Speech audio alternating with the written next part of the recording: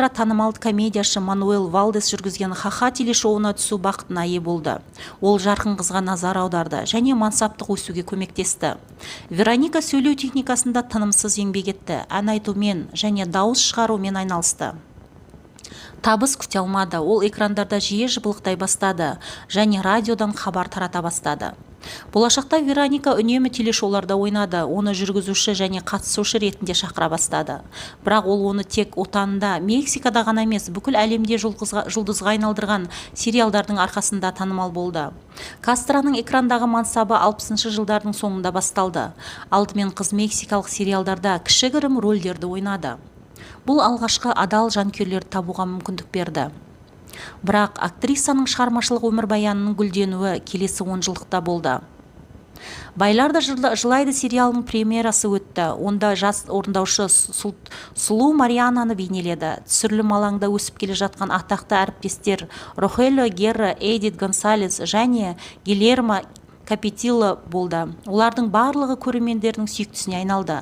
Ал олардың кейіпкерлерінің тағдырын әлемнің әртүрлі елдерінің жанкүйерлері қызығушылықпен қадағалады.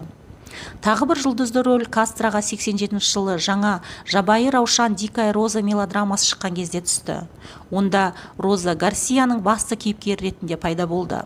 Ол керемет ойнады және жобаға хитке айналған саундтрек әнін сыйлады. Кейінгі жылдар атақты фильмдер толықтыра берді. Онда «Менің кішкентай Соледам» драмасы пайда болды. Онда орындаушы бірден 2 рөлді ойнады, анасы мен қызы. Ол сондай-ақ шағын қаладағы тозақ және өлтіруші әйелдер сияқты жобаларға қатысты. Бірақ бұрынғы жетістіктерін қайталау мүмкін болмады. Нәтижесінде Вероника экрандарда сирек пайда бола бастады. 2013 жылы ол мүлдем жоғалып кетті. Ол 8 жылдан кейін ғана «Гүлдер үйі» фильмінде ойнады. Жоба жылы қабылданды көпшілікке. Кастро актриса ретінде ғана емес, әнші ретінде де жетістікке жетті. Ол музыкалық мансабын 73 жылы Вероника Кастро шағын альбомымен бастады. Осыдан кейін жас актриса Жапонияға шақырылды. Онда ол фестивальда өнер көрсетті және кейінірек жазбаны жапон тілінде жазды. Атақты адамның алғашқы толықметражды дискісі пайда болды. Содан кейін альбомы шықты.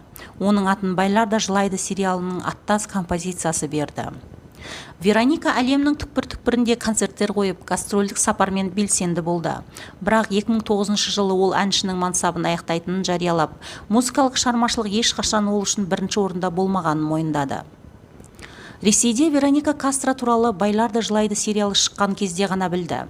Елдегі уақыт қиын болды және мексикалық Золушка туралы ертегі бос уақытты жарықтандыруға көмектесті. Көрермендер Марианаға бірден ғашық